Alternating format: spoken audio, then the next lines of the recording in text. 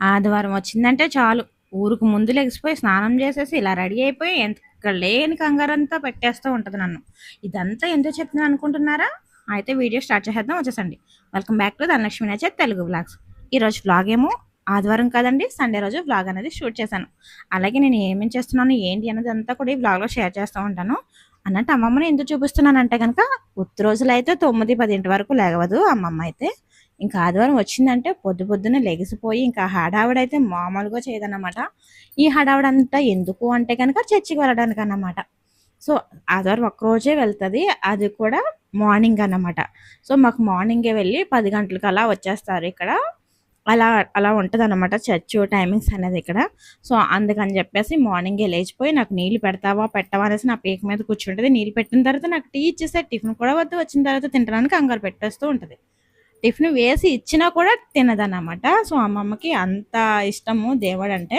నేను ఎవ్వరి దేవుళ్ళని ఎంచట్లేదు ఇక్కడ. సో నేను మా ఇంట్లో మా అమ్మమ్మ గురించి మాత్రమే చెప్తూ ఉన్నాను.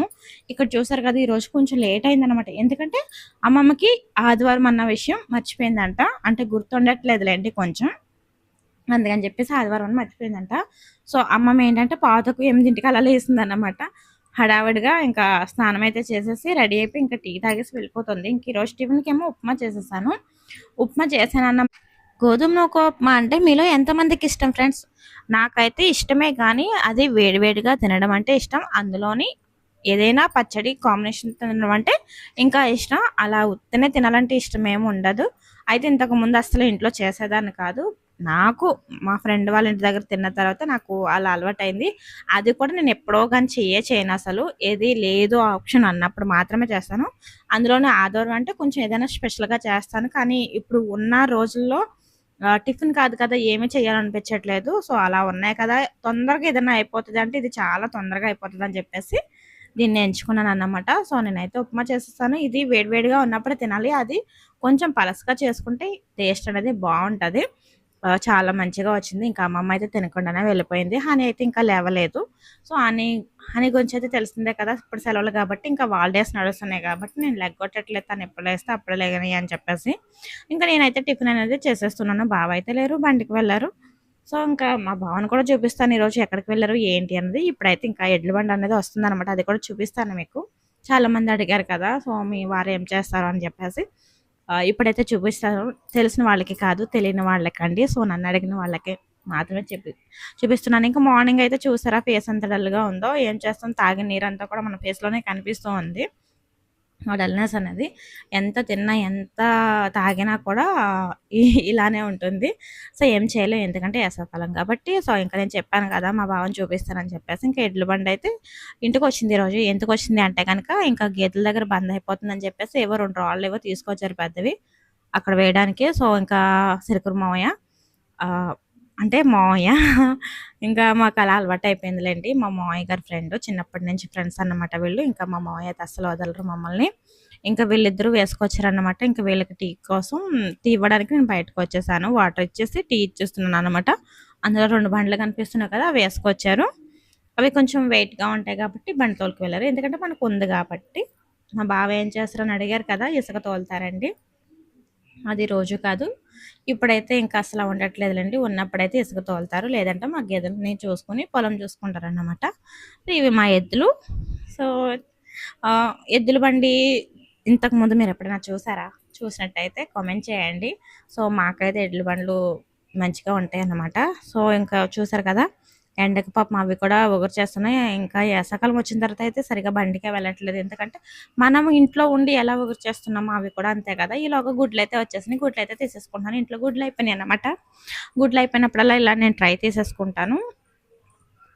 మాకు ఇప్పుడు గుడ్లు వచ్చేసి 190 రూపాయలు అన్నమాట.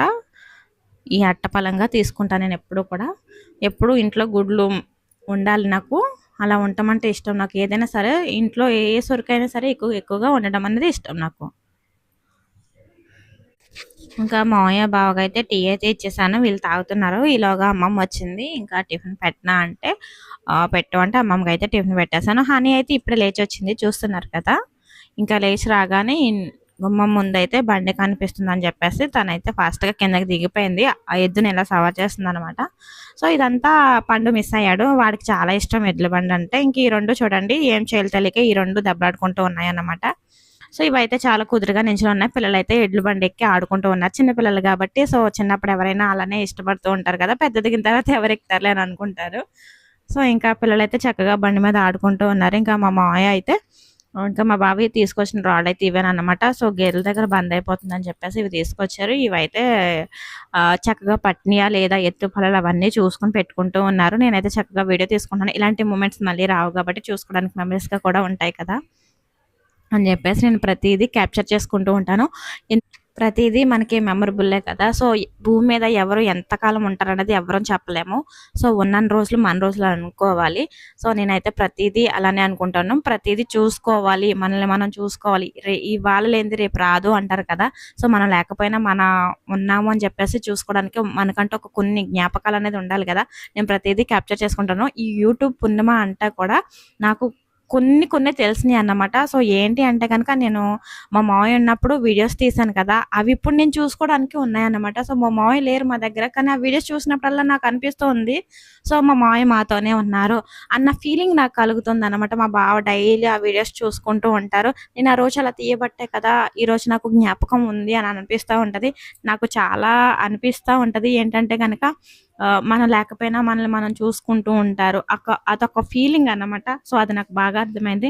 ఇంక ఈరోజు ఆదివారం కాబట్టి సండే స్పెషల్ చికెన్ అన్నమాట. సో హనీ మటన్ తింది కాబట్టి చికెనే తెప్పించాను నేనైతే. ఇంకా కర్రీ అయితే చేసేసేయాలి. కర్రీ చేసేది చూపిద్దాం అనుకున్నాను కానీ ఇంకా అక్కడితో ఎండ్ చేసేసాను అనమాట.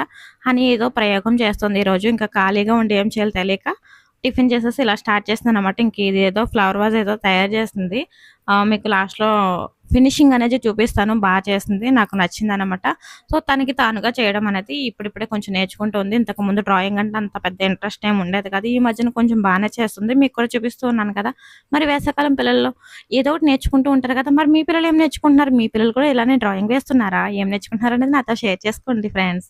అలాగే ఫస్ట్ టైం ఎవరైనా మా ఛానల్ కొత్తగా వచ్చినట్లయితే ఛానల్ని సబ్స్క్రైబ్ చేసుకుని సపోర్ట్ చేయండి. ఈ వీడియోకి లైక్ ఇచ్చి మీ ఫ్రెండ్స్ అండ్ ఫ్యామిలీ కూడా షేర్ చేయండి. ఓకేనా? నెక్స్ట్ బ్లాగ్లో మళ్ళీ కలుద్దాం. Bye bye. ఇది వచ్చేసి సండే బ్లాగ్ కదా, మళ్ళీ మండే బ్లాగ్తో మళ్ళీ కలుద్దాం. ఈ బ్లాగ్ ఎలా అనిపించింది ఏంటి అన్నది పూర్తిగా చూసిన తర్వాత కామెంట్ చేసేసేయండి. సో మీరు మంచిగా కామెంట్ చేస్తే నేను ఇంకా మంచిగా వీడియోస్ అనేది మేము ముందుకు తీసుకొస్తూ ఉంటాను. ప్రతిదీ నా గురించి, ప్రతిదీ మా బావ గురించి, నా గురించి ప్రతిదీ మీతో షేర్ చేసుకుంటూ ఉంటాను. ఎందుకంటే మనం అంతా కూడా ఒక ఫ్యామిలీ అని నేను అనుకుంటున్నాను. మీరు అనుకుంటున్నారో లేదో నాకు తెలియదు, కానీ నేనైతే అనుకుంటున్నాను.